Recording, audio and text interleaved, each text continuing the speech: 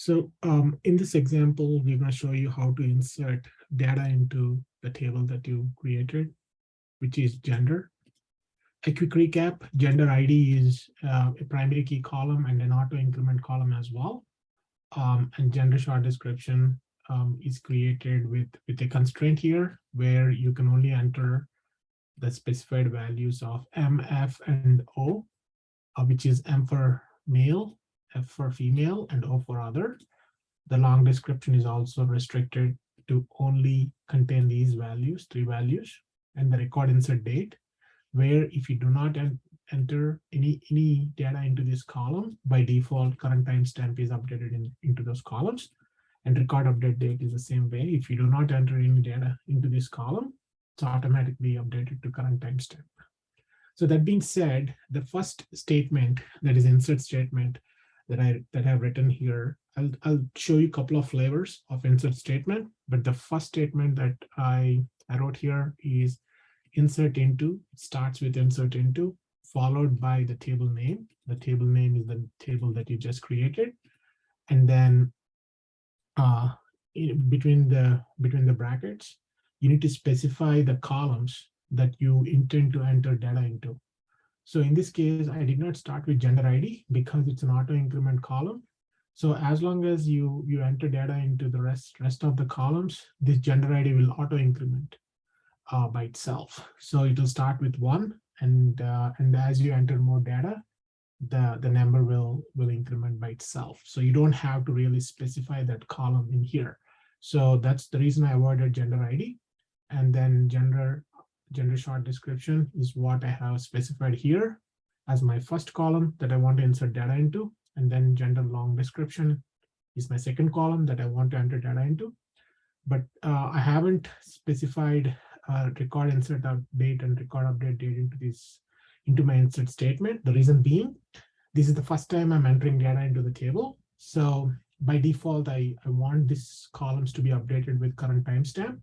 So I'm fine by not specifying these columns explicitly into my insert statement, because I want them to be defaulted anyways. So that being said, coming back to this insert statement, insert into the table name and specify the columns that you intend to enter the data, and then bracket close, and then enter the keyword values, followed by open bracket, and then specify the first column value that you want to enter into the gender underscore short description. You need to maintain the same order that you specified here. So in here, I want to enter M as my first value that to be inserted into gender underscore short description. And then the second value is male.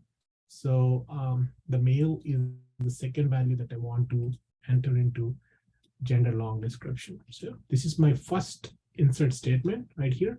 If I execute this statement, automatically a record will be created with M, comma,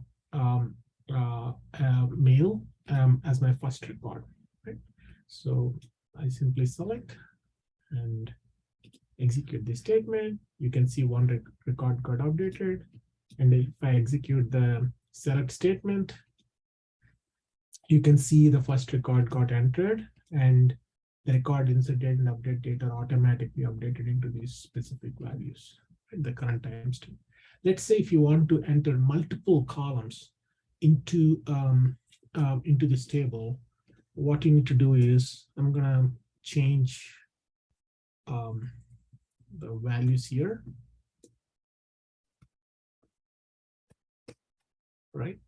And then my second value, if I want to enter multiple values, like I said, I can specify my multiple values in the same statement just to save time. So if you observe here,